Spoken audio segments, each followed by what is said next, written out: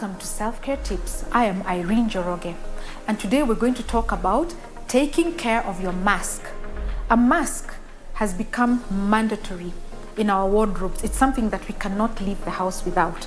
Have you ever been arrested for not wearing a mask? It is not funny. So don't forget your mask. Now, in a day, you probably need about 2 masks, which will help you get through your day nicely. Change your mask often. As soon as you begin to feel that it's becoming maybe wet, you can change your mask. You don't need to stay with it throughout. How to wear your mask properly: ensure that this metal wire is curved and then you place it along the bridge of your nose. Make sure the loops are loose enough as they go around your ear. If they're too tight, they will give you a headache. So make sure that you've worn your mask well and ensure that it is comfortable. If you wear makeup, go for a black mask.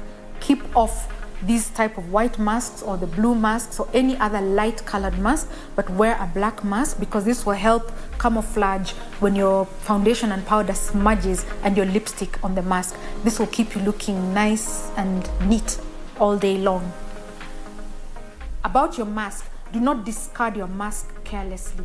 Don't ever leave your mask anywhere in public. Remember, it has germs, so don't leave it in public. Keep it somewhere like in a paper bag or somewhere where not everybody can see it. Don't leave it on tables or anywhere where it can be seen.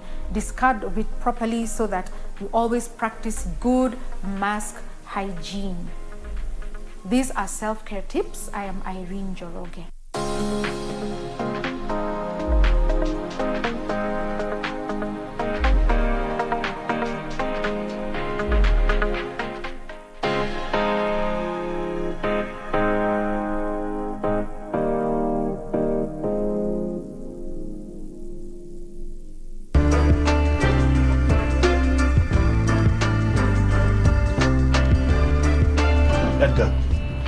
The report you sent me is incomplete. How so? It only covers 1 month and that's to cover a whole year. You didn't specify. Yes, I did. What you want needs data which is no longer in the system. I don't care, figure it out. All I want is a complete report by Monday. But? No buts, let's get it done. I have no idea why he's always on my case. I don't believe you. I'm telling the truth. Prove it. Where is it? Where's what? Don't play against me. You know exactly what I'm talking about. Refresh my memory. You need to call the cops. That won't be necessary. Where? What is all this commotion about? Is this a fish market? No hard feelings. I just want to make art.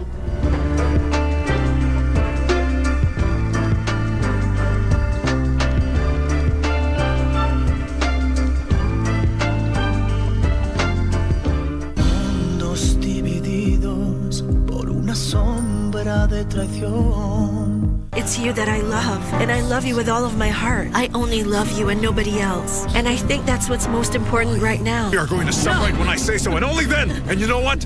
I want you to stop getting me in trouble with your son Julio. What do you want? Why did you come? Because I wanted to stop you from committing bigamy. What? Mariela is the most wonderful woman I've ever met in my life. Does that answer your question? Look, don't mess this up for us too. Not only have you abandoned your family, now you're turning your back? Lying heart. Fue sembrando el veneno y la ambición.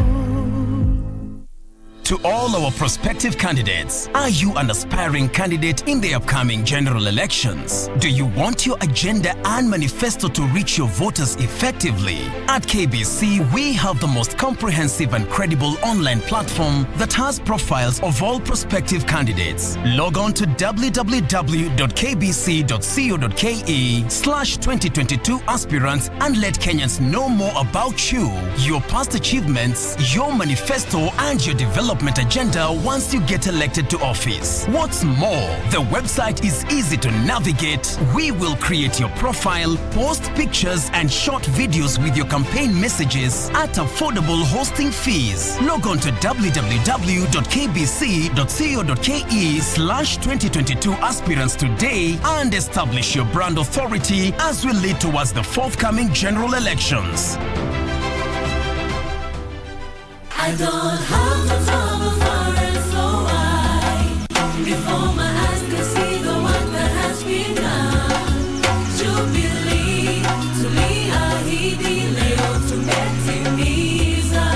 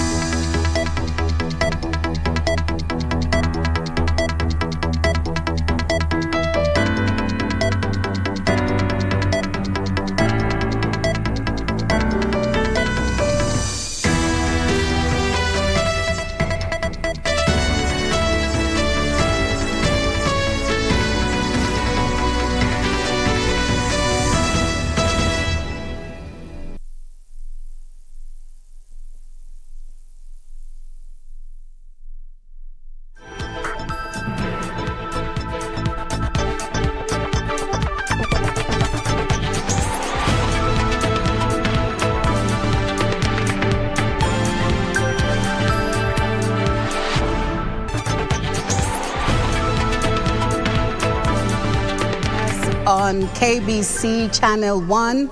My name is Catherine Kasavuli, and of course, this is the Living Legends edition, and our sign language interpreter is Byron Aburi. Of course, later on tonight, we are going to feature lots of sporting events, and to present that segment is none other than Topi Liambila. My name is Catherine Kasavuli.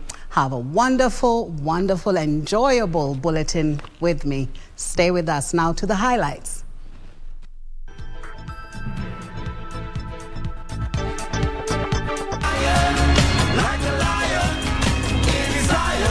Deputy President William Ruto expelled from Jubilee Party leadership.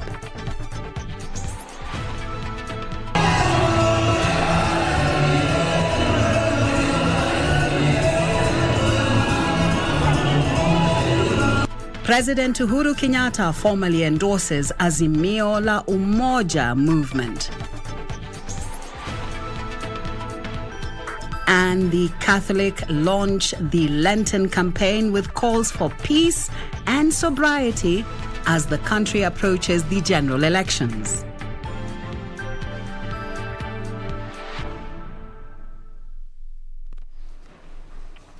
Thank you for joining us. It is always wonderful to have you.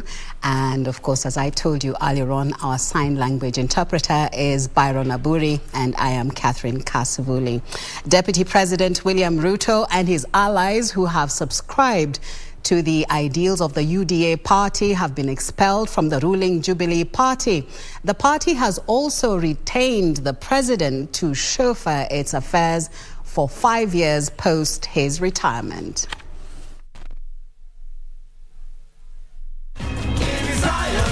As largely expected, the National Delegates Conference of the Jubilee Party unanimously agreed to expel Deputy President William Ruto as Deputy Party Leader alongside his allies. That all members of Jubilee Party that have openly promoted the policies and or ideologies of other political parties be deemed to have ceased to be members of Jubilee Party and be removed from the register of members of Jubilee Party. Wanaunga semeni ndio. The onslaught on Ruto, led by his boss, President Uhuru Kenyatta, who accused the second in command of having uncontrolled ambition. You must have ambition. But ambition must be controlled. It cannot be unbridled. The president denied having engineered Ruto's exit from Jubilee, explaining to the party delegates that he had opted to work with Odinga as the deputy president had chosen to start early campaigns. Kama wewe tumechaguliwa pamoja na umeamua ya kwamba jukumu lako ni kuwa upinzani ndani ya serikali, mimi basi nikaenda kutafuta baba, nikaenda kutafuta Waipa, Gideon, nani. Jameni njooni munisaidie hapa kwa sababu mambo imekuwa mramu. President Kenyatta led party leaders present in leading the charge for the Azimio La Umoja outfit, with the alliance set to back the Kalonzo Musyoka-led One Kenya alliance next week. Na ndipo leo mimi niko hapa mbele yenu nikiwaomba ruksa ya kufanya kazi na vyama tofauti tofauti ambavyo fikira zao zinalingana na zetu, ambazo fikira zao ni za kututafutia amani na umoja katika taifa letu. Fikira zao ni za kulete haki kwa kila mwananchi bila kubagua wewe umetoka wapi na umezaliwa wapi na wewe ni nani. While the Jubilee NDC was expected to formally endorse Raila Odinga as its presidential candidate, President Kenyatta, Odinga and Kalonzo said they were in negotiations for a formidable candidate. Uhuru is here, he's a Kenyan, and he has a right to live. Even if he is not a president, he is very, very capable to work for the people of Kenya in other capacities. Sisi tumeanzisha kirasmi mazungumzo bila chuki, woga hata mapendeleo, with open hearts and open minds, always only guided by what is in the best interest of this nation. Though it appears like a near foregone conclusion that Raila Odinga will lead the Azimio La Umoja team, the Azimio La Umoja One Kenya Alliance parties claim they will sit down, talk, and identify one presidential candidate who will face Deputy President William Ruto. John Jacob Kuria, The Legends Edition. Thank you, Jacob. The Jubilee Party has formally rebranded, adopting a new symbol, slogan and new party leaders. Jimmy Angwenyi has replaced Deputy President William Ruto as the Deputy Party leader, with Raphael Tuju exiting as the Secretary General and replaced by Ndaragwa Member of Parliament Jeremiah Kioni. The changes, the party hopes, will make it have a stronger bargaining power in the Azimio La Umoja. Ndio wanaokataa wanaokubali wamepata. A flying dove with an olive branch in its beak is the new Jubilee Party symbol after it was officially endorsed during the Jubilee Delegates Convention at KICC.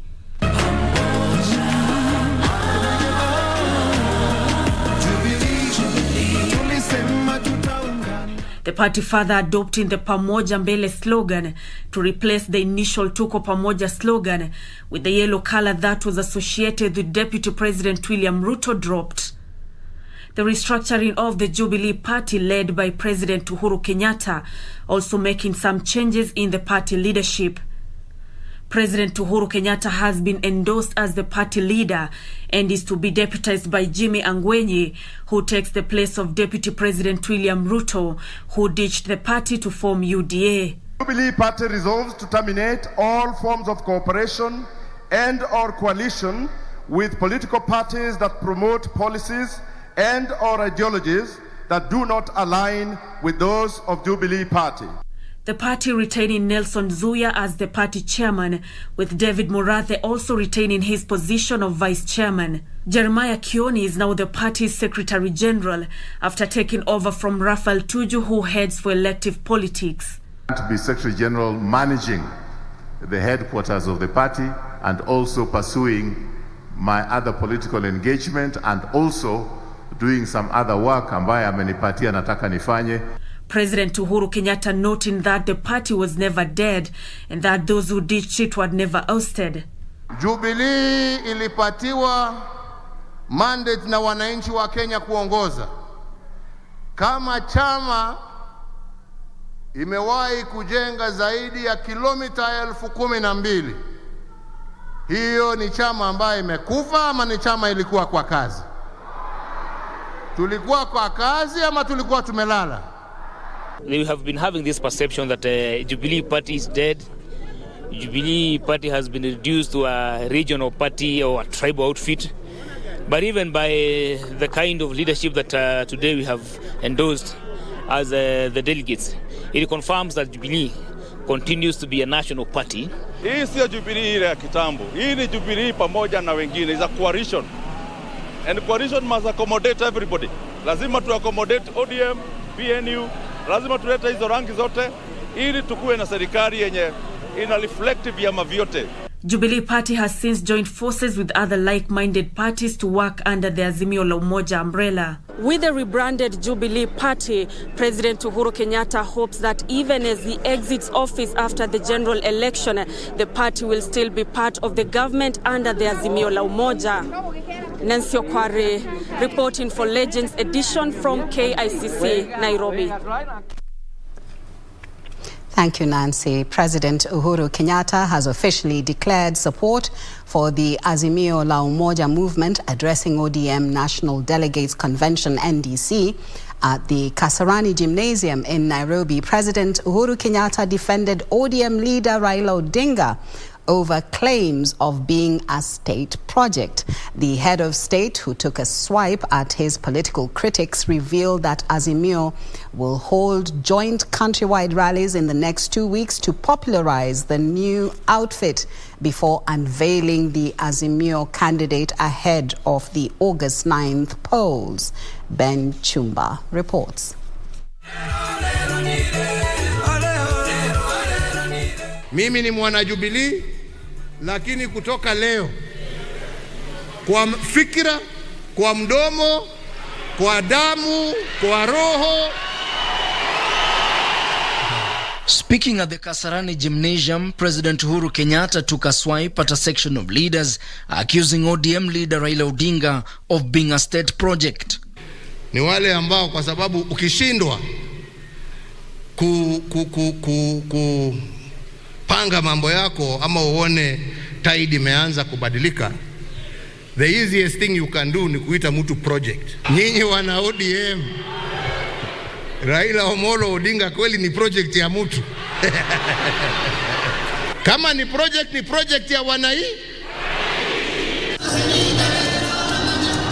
Addressing a meeting of the ODM National Delegates Convention, ODM oye! The head of state denied claims that ODM leader is getting backing of the state. Raila sio project ya serikali. Raila sio project ya Uhuru.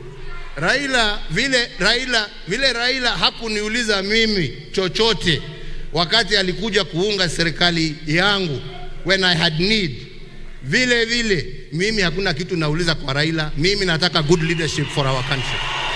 The president lauded his handshake with Raila, saying it was for the good of the country. It is not Raila who is a man of war. Because if he was a man of war, he would have resisted any attempt at peace between him and President Kibaki.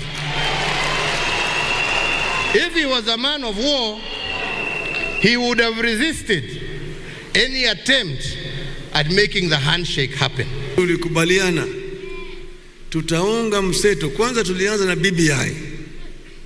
Na BBI mnavijua, wale majambazi waliingilia huko wakaleta fitina. Tukasema sasa hiyo rege itakwenda half time,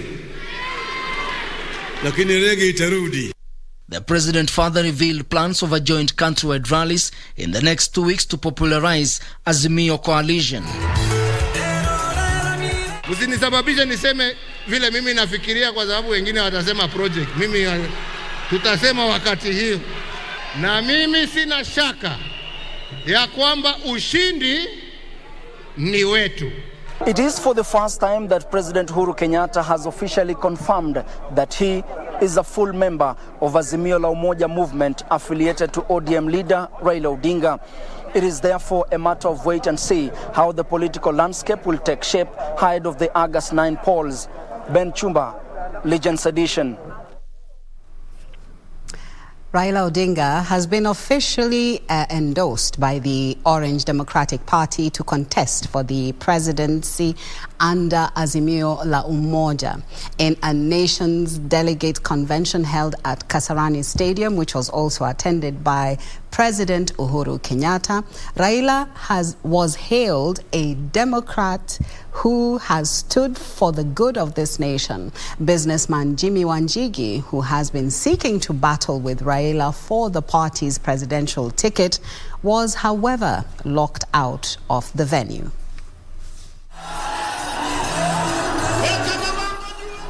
Raila Odinga is officially now the ODM presidential candidate.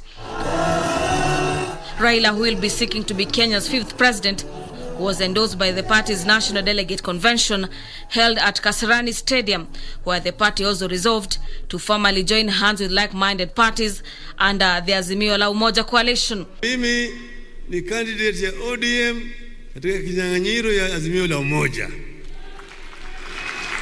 Na mimi niko uwanjani. Si mimi niko tayari. Raila promising that under his leadership, true unity of the nation will be realized and future generations will be saved from ethnic divisions that have previously bedeviled the nation. We are no longer deferring the quest for unity to our children. Neither are we deferring the turbulence and the pain of divisions for the next generation. We are fixing things right now. What we are looking to do is to create a movement that delivers Kenya safely across the Rubicon to the other side. That is what we are looking for. Raila saying the newfound unity was a demonstration that leadership was not about changing administration from one person to another, but the nation uniting for a common good. It takes leadership that has faith in the country, vision in the country, and courage to sell the vision to the people and unite them behind it. It is happening today. It will continue in the days and the years ahead. Kenya must return to factory settings. Our independence came as a result of our unity. That's where we must return. Na zile vyama zingine zote ambazo zimeungana zihakikisha ya kwamba tarehe 9 mwezi wa 8 rais ni Raila Amolo Odinga. Wale wengine hawana idea, hawana njia, yao ni matusi na kasheshe aina hiyo. Kwa hivyo sisi tunakutolea kofia because you have consistently put the country before yourself. Our aim is one, victory. That is our aim, all of us here. Kazi iko mbele yetu. We trust you, and surely we cannot all be wrong. Me at home, I'll not give him peace. I'll make sure that he does the right thing for the people of Kenya in future. Businessman Jimmy Wanjigi, who had shown interest to battle it out with Raila for the party's ticket, was however blocked from the venue. Speaking shortly after the incident, Wanjigi said he was politically cutting ties with Raila and will soon be announcing his next move. It's unfortunate that I had to run. I think that was the saddest point, that I'm not a man made to run away from anything. But the view was that it's going to get very messy if I stay. This is a party I have loved, and for anyone to incite members against me and cite goons against me is very sad. It's very sad for democracy in this country. It is very sad for democracy in ODM. With the acceptance of Raila Odinga of the ODM party's resolutions by the National Delegates Conference that he flies the party's flag in the upcoming presidential polls, and with the support of the outgoing president, the ODM party is confident of emerging victors in the upcoming 2022 general elections. Gladys Mungai for Legends Edition. Very eventful day. Thank you, Gladys. Deputy President William Ruto now says he is the best suited to take over from where President Uhuru Kenyatta will have left when his term ends. Ruto, who led the Kenya Kwanza team for campaigns in Laikipia and Nyeri counties, called on locals to rally behind the Uchumi Kwanza plan, which he says will change lives for the better in this country. Deputy President William Ruto led his Kenya Kwanza team in traversing Laikipia and Nyeri counties, wooing locals to support his August 9th presidential bid. Lakini mimi nataka niwaambie the DP taking credit for what has been achieved by the Jubilee government, saying he played a big role for the success. Sisi ndio tulichagua Rais Uhuru Kenyatta, na ile kazi Uhuru Kenyatta amefanya kwa hii Kenya ya reli, ya barabara, ya stima, ya TTI, ya mahospitali, hiyo credit yote ni yetu sisi. Ruto saying he had no bad feelings that the president had chosen a different path even after he supported him for 2 terms. Wanasema ya kwamba sijui tumebeba Biblia. Mimi nataka niwaambie watu wa Azimio, tafadhali mtuheshimu na mtusamehe, kwa sababu Biblia hatujaanza kubeba jana.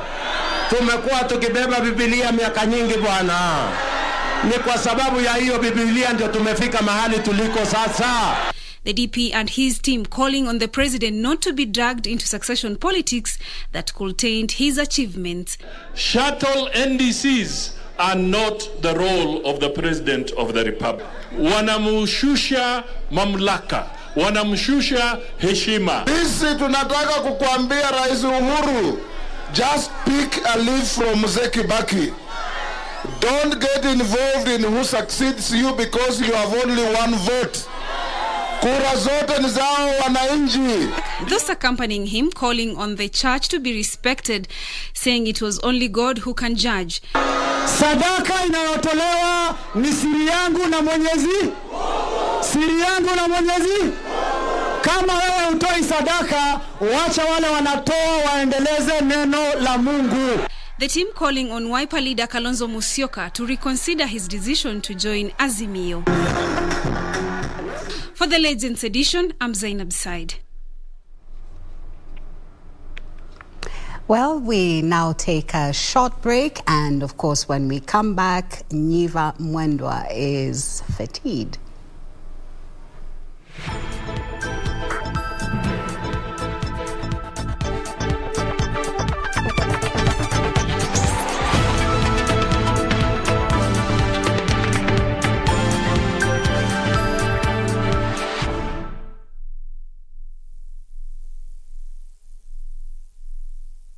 I don't have to travel far and so wide before my eyes can see the work that has been done.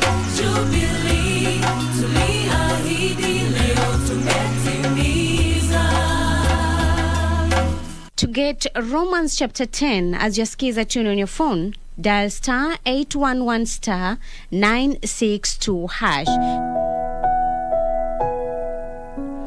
If you declare with your mouth Jesus is Lord and believe in your heart that God raised him from the dead, you will be saved. Romans chapter 10 verse 9. To get Romans chapter 10, dial star 811 star 962 hash. Star 811 star 962 hash. Do you have a new story to share with KBC? Get in touch swiftly on email news@kbc.co.ke or call 0723 892 654 or 0734 780 124.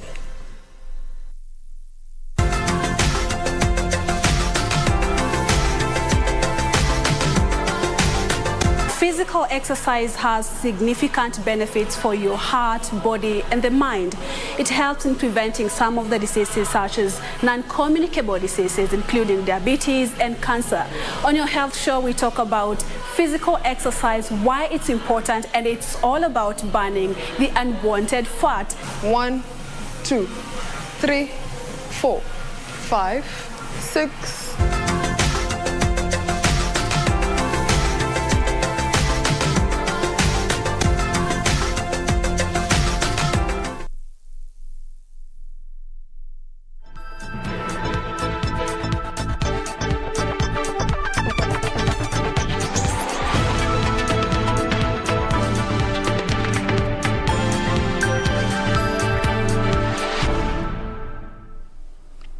Welcome back. The Kenya Conference of Catholic Bishops is appealing for peace and sobriety among Kenyans during this electioneering period.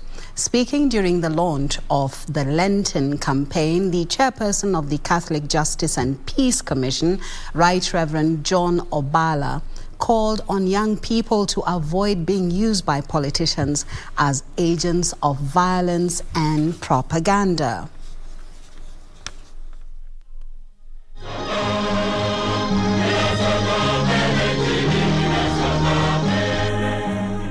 The Catholic faithful on Saturday converged in their hundreds at St. Mary's in Songari grounds in Westlands, Nairobi for the commencement of the Lenten period.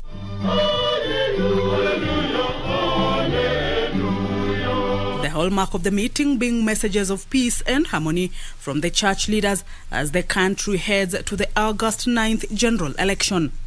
Diversity of opinions, particularly the perception on candidates, should enrich our choices, not scatter our togetherness.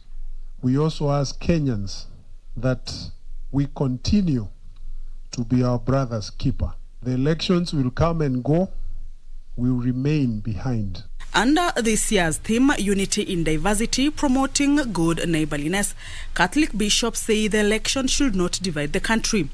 Part of our civic education should purposely target youth to raise them from objects of use by politicians to virtuous young people, I particularly make an appeal to all social media users to refrain from spreading hate speech and fake news for political gain. Tuwachague watu ambao ni wakamilifu, watu ambao ni waelekevu. The church challenging Kenyans to be wise and elect leaders who will champion the war against graft. We hope to elect leaders who promote respect for the rule of law by all. Laws should not be used selectively. Each one of us has a responsibility to contribute to that, to be tolerant, to care for the next, to care for the neighbor. The Lenten period, which will last for 40 days, is the period in the liturgical calendar from Ash Wednesday to Palm Sunday and is an annual commemoration that prepares believers through prayer, repentance, giving of alms, and self-denial. Kamche Menza for the Legends edition. Education Cabinet Secretary George Magoha has warned teachers against falling in traps of national exam cartels, maintaining that the exams are well guarded and no irregularity will be allowed. Speaking at Karibaribi Secondary School in Kiambu County, Magoha at the same time asked teachers to suspend planned strikes until national examinations are completed. The Education CS said that his ministry, through Teacher Service Commission, is ready to engage Kenya Union of Post-Primary Education Teachers, Cooperative, had given TSC a 7-day ultimatum to reopen salary negotiations, failure to which they would take the next step.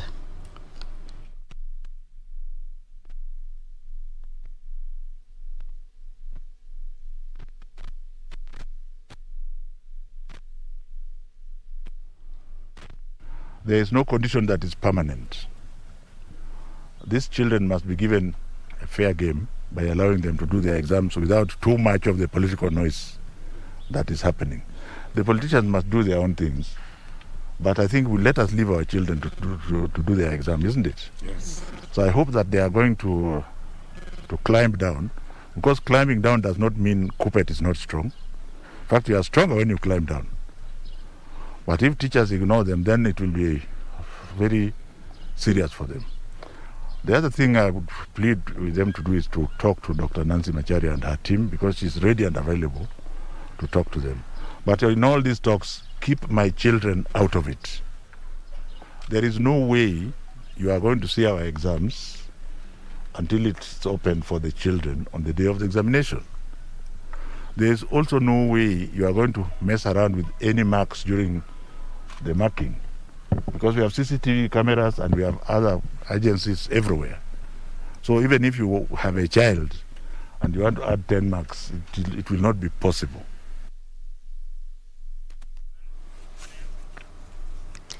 And back to politics, National Assembly Speaker Justin Muturi has called for the inclusion of the youth in steering the growth and development of the country. Muturi, who is the Democratic Party presidential flag bearer, pledged to ensure that the youth are represented in all government ministries if he becomes president. National Assembly Speaker Justin Muturi was in Nanyuki, Laikipia County, where he called for the inclusion of the youth in the economic development of the country. When you talk about budgeting, people budget for corruption, and we must tackle it. The people who should lead in that war are the youth of this country, because they stand to gain the most. The Democratic Party presidential flag bearer insisted that the representation of the youth can only be achieved under the right leadership. On party politics, Muturi warned against the formation of coalitions, which he says puts the independence of political parties at risk. Unajua kuna wanachama na wenye chama. Wenye chama hata uchange miaka ngapi bado hawatakuwa akifikiria kama uliko kitu nasema. Therefore, my message, let us allow all the political parties spread their gospel, but always remember that a party must have its own base. This even as a section of elders allied to the Kiama backed President Uhuru Kenyatta's mission to unite Kenyans ahead of the 2022 general election. Speaking in Murang'a County during the installation of Dr. Simon Gishiru as a priest of the Kiama, the leaders also maintained that President Uhuru Kenyatta is still the kingpin of the Agikuyu community. Sisi tulipea Uhuru Muigai Kenyatta manto uongozi mwaka wa Novemba 12, na tulipompea tunaketi na yeye na kila wakati tunaketi na yeye. Mambo ya kuleta amani katika jamii yetu na Kenya mzima. Mwaka hii tumesema ni mwaka wa uchaguzi, na sisi kama wazee lazima tuangalie jamii yetu vile imekaa. And Nairobi gubernatorial aspirant Richard Ngatia has pledged his support for the Azimio La Umoja movement in the run-up to the August polls. Baba ametuleta katika Azimio, ndio kila mtu awe pamoja. Na ndio kila mtu tukiwa pamoja, hakuna ule atatenga mwingine wakati tukiingia kwa zile maofisi. Tutatembea pamoja hii miaka 5 mpaka mwisho. Finally, leaders from 5 Wajir clans have unanimously nominated Dr. Hassan Mohamed Aden to vie for the Wajir governor's position in the upcoming general election. The leaders say that their decision came after an 8-month-long negotiated democracy process. Dr. Hassan has pledged to prioritize the needs of the residents of Wajir County. I need to say that the need from the people of Wajir, be it good governance, be it health, be it water, be it agriculture, be it education or security, those will be the prime agendas in my government. For Legends Edition, I'm Safin Aching Oma. The Commissioner in the State Department of Cooperatives, David Obonyo, has called on employers that do not remit funds on behalf of their staff to the respective SACCOs to desist from the practice, failure to which they will meet the full force of the law. Obonyo spoke during the 38th annual delegates meeting of the Hazina Sacco Society Limited. Obonyo further added that the government continues to provide an environment conducive for the cooperative sector. Yes, thank you so much. Speaking during the Hazina Sacco's 38th annual delegates meeting, its national chairperson Evans Kibagende highlighted several successes the society has realized despite the adverse effects occasioned by the COVID-19 pandemic. Among them being surpassing the targeted liquidity levels of 15% to realize 25.7% in adoption of ICT to enhance service delivery to members. Additionally, we have continued to invest in human capital, our ICT infrastructure, and review of internal operations and controls. Our main focus will be on consolidating the gains we have made so far from the current strategic plan, winding up on the projects that are still pending, and having a keen attention on monitoring and evaluation as we ready ourselves to develop the next strategic plan. The Chief Guest Commissioner in the State Department of Cooperatives, David Obonyo, hailed Hazina Sacco's performance, adding that the government will continue creating an enabling environment for the sector. He, however, warned employers who fail to remit Sacco deductions from their staff of dire consequences. The only thing that can make you to go down members is simple. If you don't embrace integrity, you can be innovative. But if your integrity is questionable, I'm telling you, you cannot go far. Hazina Sacco now should start adapting the name, Mr. Chairman, DT. because you're a deposit-taking cooperative. Hazina Sacco CEO Dixon Akungu expressed his delight in the steady growth in membership. Yusufar reporting for the Legends edition. Public Service, Youth and Gender Affairs Cabinet Secretary Margaret Kobia has lauded Nyiva Mwendwa for her efforts in promoting gender equality as well as women empowerment in leadership. Nyiva, who celebrates her 80th birthday this year, became the first woman to serve as a cabinet minister after being appointed to head the Culture and Social Services docket by President Daniel Arap Moi in 1995. The former Kitui West Member of Parliament becomes the latest recipient of the Trailblazers Award after Grace Onyango, Kenya's first female Member of Parliament, and former Karachuonyo Member of Parliament Phoebe Asio were presented with the award earlier this week. A staunch believer in her cause, wise leader and inspiration, these are but some of the many commendations heaped on Nyiva Mwendwa by her peers as she became the latest recipient of the Trailblazers Award.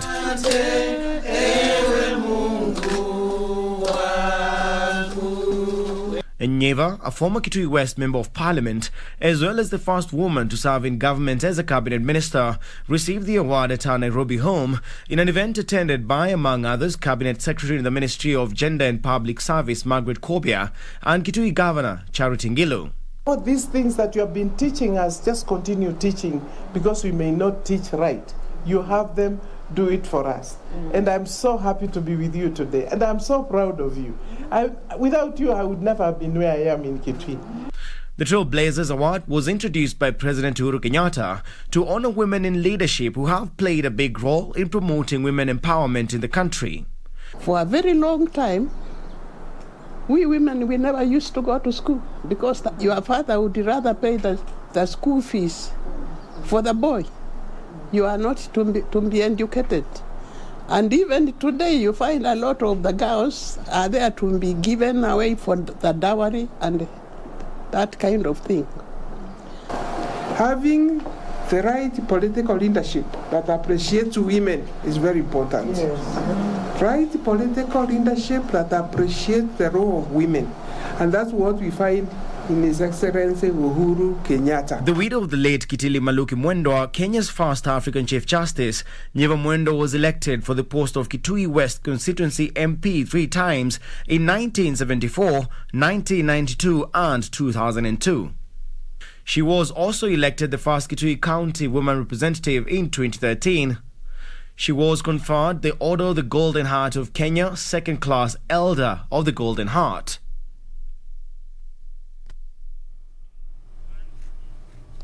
Well, it's congratulations to Madam Nyiva Mwendwa. Of course, she was flanked by very great women of substance of this, our beautiful land. Well, we take a small break, and when we come back, I won't tell you what you will be watching, but stay there. Don't touch that dial.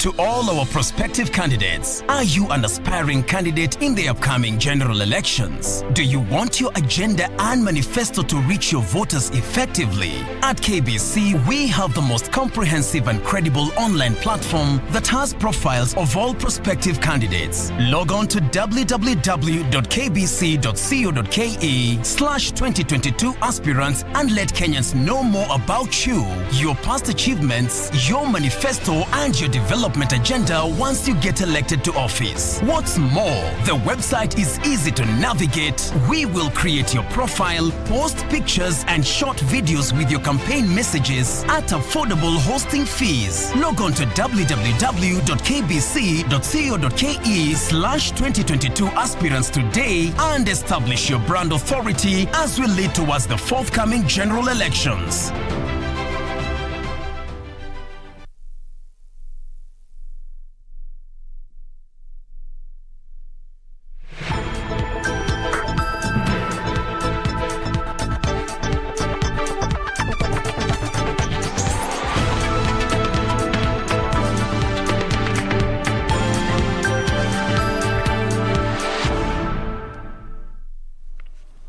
It has been a very, very, very active day everywhere around the world. And of course, we now go on to Ukraine, where Russian assaults on the Ukrainian capital, Kiev, have been met with fierce resistance as the Ukrainian military says it fought off several attacks. In a Facebook post early on Saturday, the military said that an army unit managed to repel Russian forces near its base on a major CTE street.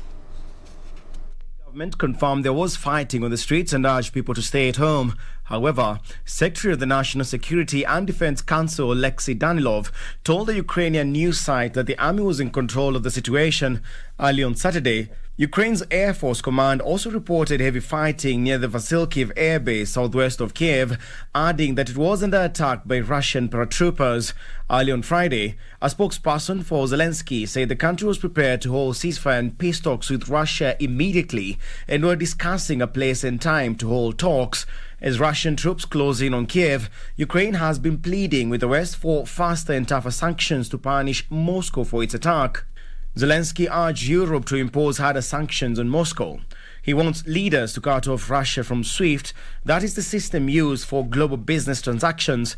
However, the EU has so far opted not to cut off Russia from SWIFT, reportedly due to objections from some member states, including Germany and Italy.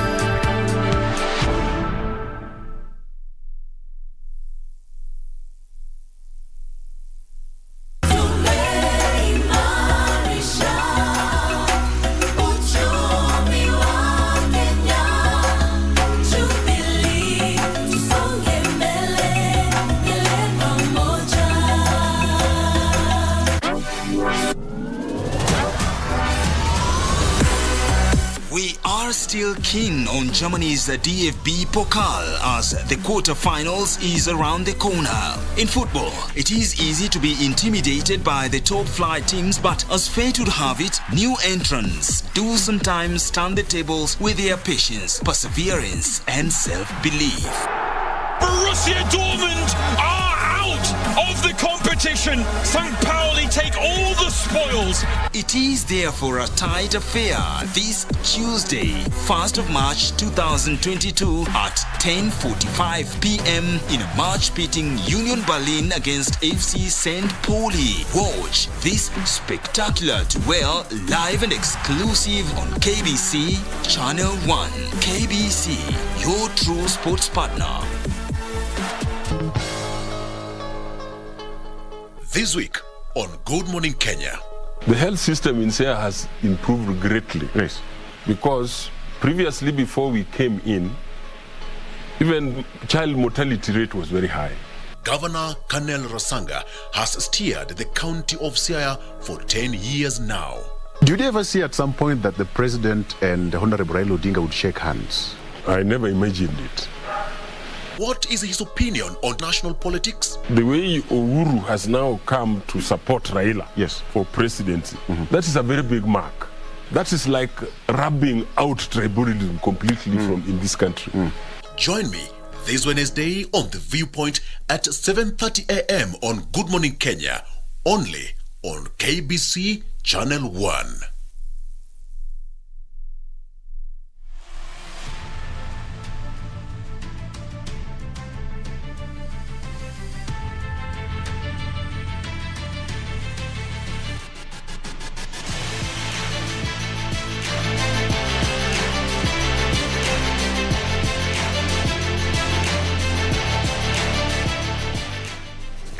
Good evening once again, and it's a big welcome to the Sports Roundup on this Saturday in the Legends edition. In the highlights tonight, we have the cricket elections, Morans and FIBA under the international scene. The International Olympic Committee strikes the whip on Russia. I'm Topi Biambira. The eagerly awaited Cricket Kenya elections were held on Saturday, where Manoj Patel was elected chairman after garnering 51 votes. It was a big win for Patel after his challengers Tariq Iqbal and Chindabaram Subramanian failed to garner a single vote.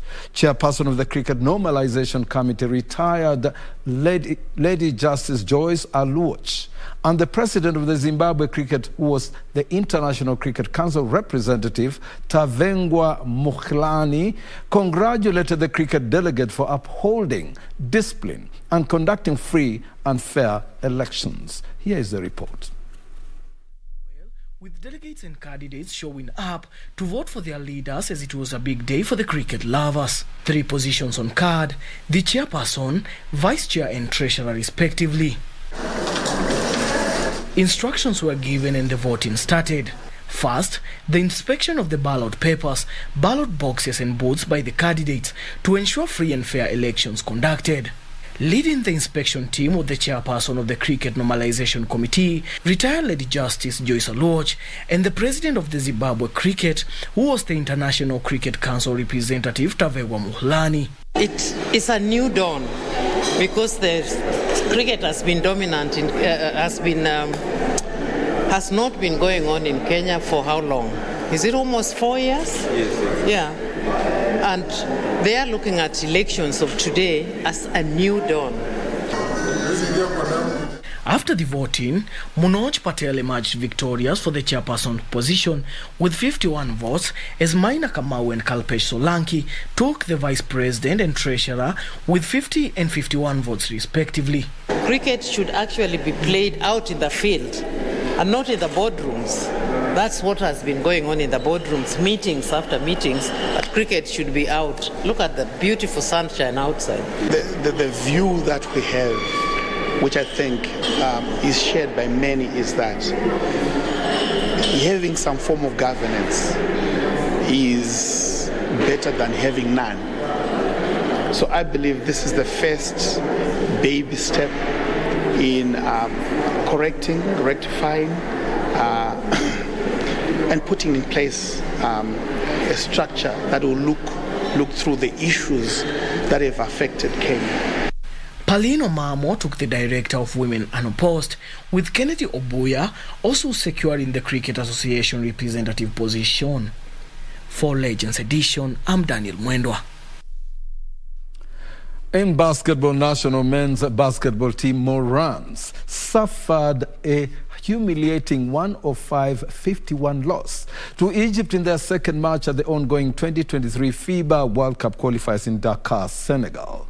The Cliff Award Chargers were out to redeem themselves after being beaten 66-56 to the Democratic Republic of Congo in their opening match. With the absence of forward Taylor Ongwae, Tom Bush Wamkota and Ariel Okal, Kenya could not match the highly fancied North Africans. Egypt now leads the Group D on 3 points, 1 ahead of Senegal, while DRC and Kenya are the bottom-placed sides. Morans will take on Senegal in their final group tie.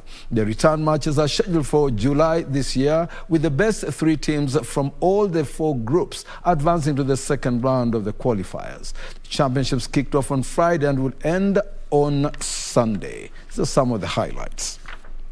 Lead the break again.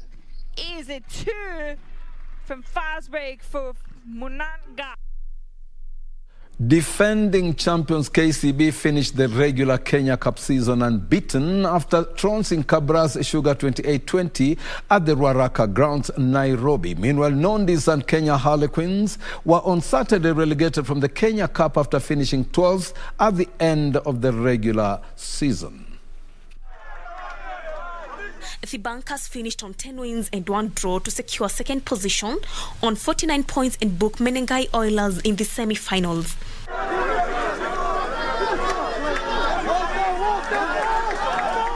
Oilers lost 13-8 to top Fry Nakuru to finish third on 39 points.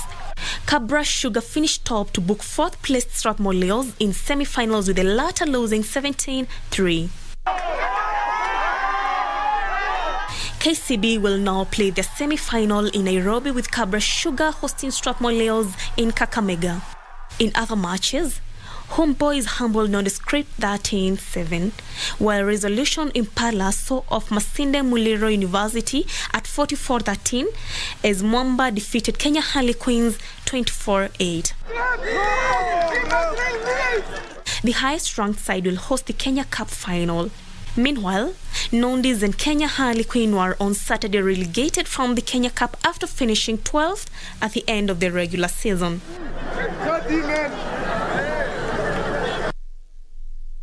So, lady on the ground on this edition of the league. Well, Nairobi from football, rugby to football. Nairobi City Stars trounced Mathare United 3-0 in an entertaining FKF Premier League match played at the Thika Stadium. Lennox Ogutu gave Nairobi City Stars the lead shortly after the break, while Ezekiel Odera added the second in the 64th minute.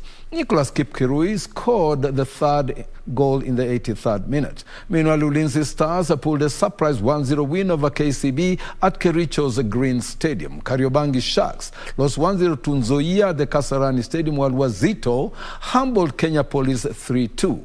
Kakamega Homeboys tops the league with 37 points to ahead of Nairobi City Stars. Tusker FC, Kariobangi Sharks and KCB completed the top 5 teams on the log.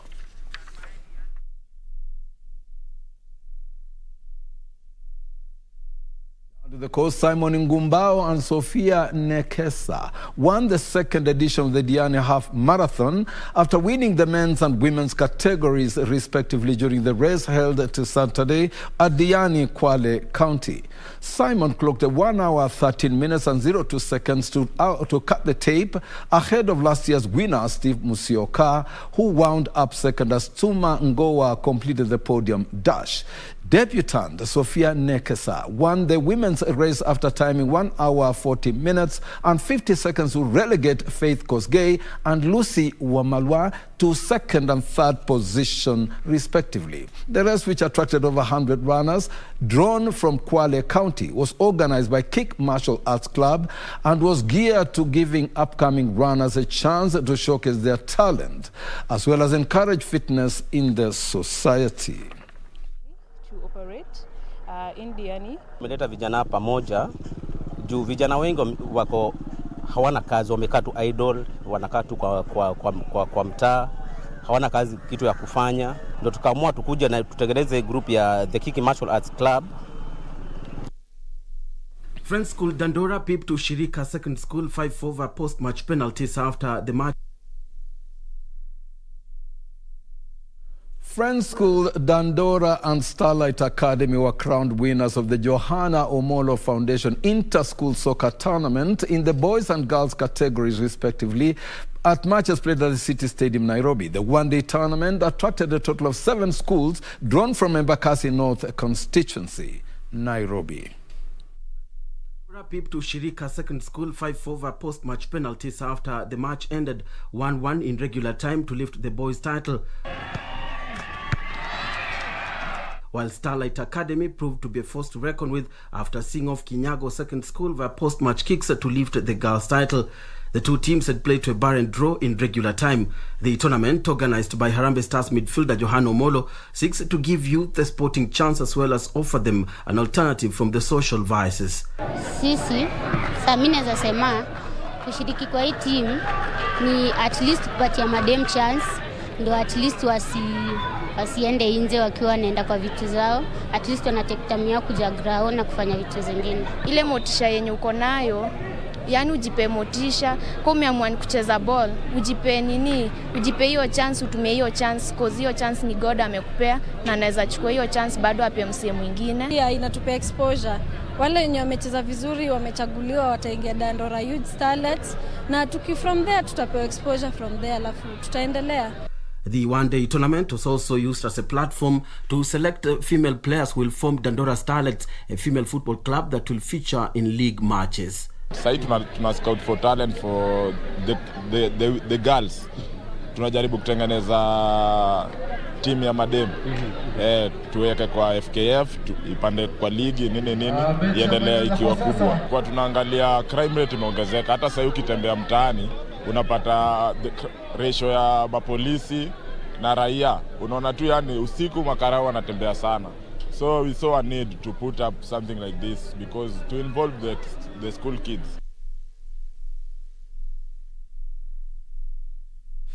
The second edition of the Junior Swimming Championships will be held tomorrow at the McKinney School, where more than 25 teams will take part. This comes a week after the Junior Swimming Gala was held, where Hydra Swim and Sports Club and McKinney School bagged the lion's share of the medals. Muindi, who emerged victorious in the 14-year and above 100-meter medley relay boys category after beating Kimathi Kwame and Brian Kariuki to the second and third positions, respectively, will be the swimmer to watch this time around after producing a stellar performance. In the ladies category, Mumbua Joy will be competing in the 8 and 9-year 100-meter medley for girls category ahead of Darrell Ndanu and Nina Olive. Some of the action captured.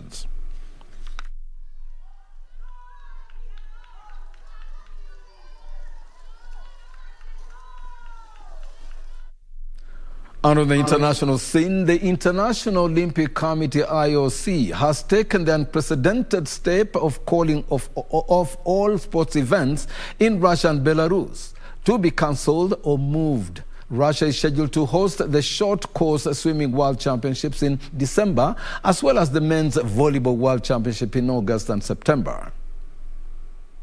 The National Olympic Committee IOC has condemned Russia and Belarus for breaching the Olympic truce, which only ends 7 days after the Winter Paralympics close next month and is meant to promote peace. IOC has now called on all international sports federations, the governing bodies which oversee summer and winter Olympic sports, to scrap or relocate upcoming competitions, as well as banning Russia and Belarus flags from being displayed and anthems from being played. Berrettini and then Chalmers in third place as they turn to bring it home. Gold, silver and bronze. Russia is scheduled to host the short course swimming world championship in December, as well as the men's volleyball world championship in August and September. Russia has already been stripped of the hosting of the Champions League final. The 2022 Champions League final will now be played in Paris after Russia was stripped of the match following the nation's invasion of Ukraine. The final of Europe's most prestigious club competition was due to be played in St. Petersburg on 20th May. And away we go, and Hamilton gets a decent start and he's already ahead. Meanwhile, Russia's Formula One Grand Prix, due to take place in Sochi in September, has been cancelled. Finally, Leeds United suffered another damaging defeat in their bid to avoid Premier League relegation as Tottenham Hotspur secured a dominant 4-0 victory at Elland Road. Ryan Sessegoni, Matt Doherty, Dejan Kaluzhevsky and Harry Kane were on target as the Spurs moved to 7th position on the Premiership League table.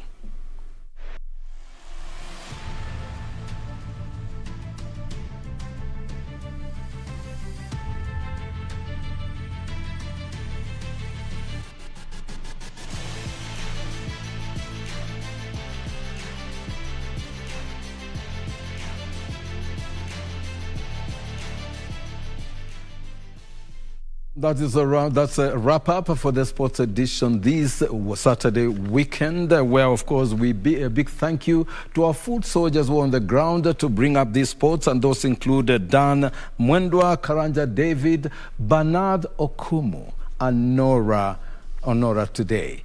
And, of course, as we wind up, Catherine asked something midway. I would like to know exactly what you wanted to know. Well, I wanted to know about the decision by FIFA, to expel Kenya and, of course, Zimbabwe. What did we do? What does that mean? It is so traumatizing, honestly. Yeah, it's quite big because, the way, I've always said that, I'm a Harambee Stars fan. Yes. So basically what we're talking about here is that Harambee Stars, I don't know what they're going to do for the next, but I believe that it is for the better, because right now as we speak, Harambee Stars, the Kenya football is not really on the right footing. And the government had to intervene. It has done that before. And it happens. But what FIFA does, they normally try to, to discipline, or rather to cut off political engagement with the federations. Okay. I was so traumatized. Oh my goodness. But I said I will ask you, you know, to just walk me through it. Well, we say thank you so very much, you know, for watching KBC Channel 1. This has been the Living Legends edition. I am a legend, he's a legend, we're living. So it's a Living Legends edition. Thank you so much for watching. And of course, our sign language interpreter has been Byron Abuli. We say thank you. Thank you. We love you. Mwah. I'll see you again next Saturday for another great edition of the Legends edition. Thank you very much. And thanks for watching.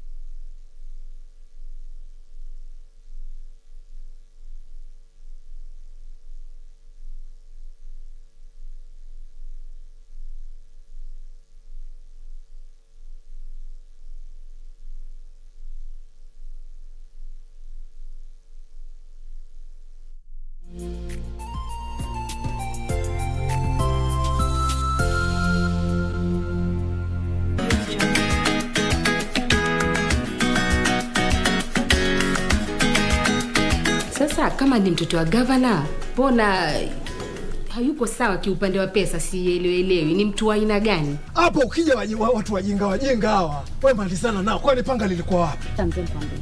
Hilo lisiwatie wasiwasi kabisa. Kwa sababu yule anatafuta ushahidi wake. Kila leo lazima atafute ushahidi wake. Ni akili za kitoto. Mimi nimeamua sasa nitumie zangu za utu uzima. Nenda nikakutane naye tuongee face to face. Una nini hapo? Baba kuna issue takatuongea. Issue gani bwana? Wewe tulimazana mambo yako. Nikakupa option 2.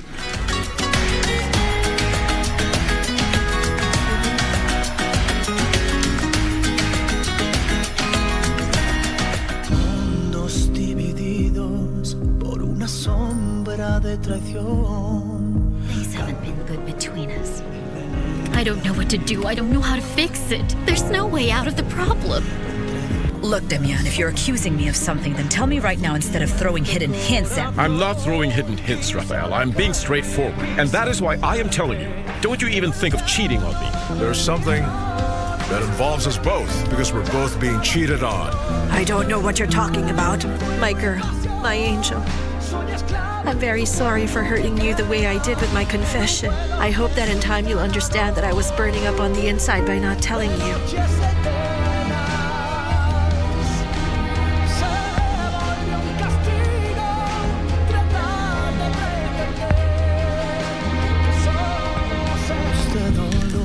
Lying heart. Fue sembrando el veneno y la ambición.